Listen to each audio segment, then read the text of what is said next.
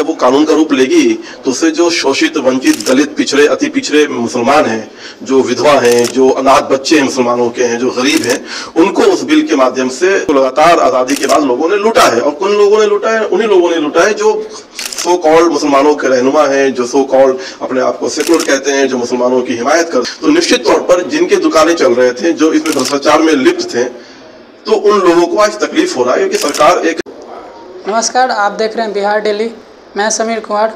अभी मेरे साथ इस वक्त प्रदेश मीडिया प्रभारी बीजेपी के तनीश इकबाल हैं।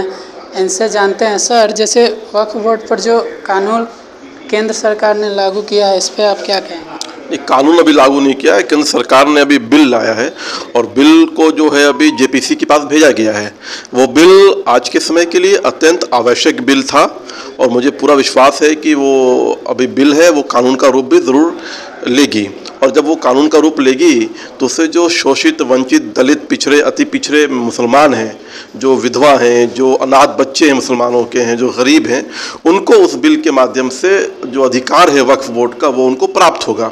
क्योंकि वक्फ बोर्ड की जो संपत्ति है वो इस देश के अंदर बहुत बड़ी संपत्ति, अकूट संपत्ति है, जिसमें लूटपाट मचा हुआ था, जिसमें भ्रष्टाचार मचा हुआ था, जिसको लगातार आज़ादी के बाद लोगों ने लूटा है। और कौन लोगों ने लूटा है? उन्हीं लोगों ने लूटा है जो सो कॉल्ड मुसलमानों के रहनुमा हैं, जो सो कॉल्ड अपने आप को सेकुलर कहते हैं, जो मुसलमानों की हिमायत करते हैं, उन लोगों ने ही उसको लूटा है।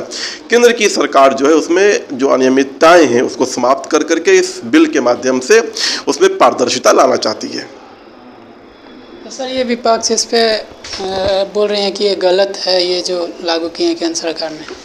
तो विपक्ष ने लगातार केंद्र की सरकार में, जब यूपीए की सरकार थी केंद्र में, तो लगातार इसमें अमेंडमेंट किया गया और वो जो अमेंडमेंट था वो मुस्लिम तुष्टीकरण की नीति के तहत अमेंडमेंट किया गया था। उसमें ऐसे प्रावधान दिए गए थे जिससे कि आप किसी के भी प्रॉपर्टीज़ को अगर वक्फ बोर्ड चाहे तो अपनी प्रॉपर्टी जो है साबित कर सकती थी, उसको हथिया सकती थी और उसका अगर कोई विवाद भी होता था तो वो सिर्फ ट्रिब्यूनल तक ही सीमित था। इन सारी जो अनियमितताएं हैं, इन सारे जो सिस्टम के अंदर जो प्रॉब्लम्स थे, उन सबको बिल के माध्यम से सरकार हटाना चाहती है। तो निश्चित तौर पर जिनके दुकानें चल रहे थे, जो इसमें भ्रष्टाचार में लिप्त थे, तो उन लोगों को आज तकलीफ हो रहा है क्योंकि सरकार एक निष्पक्ष जो है तौर पर, एक पारदर्शिता के तौर पर एक संस्था को, एक बोर्ड को चलाना चाहती है इस बिल के माध्यम से।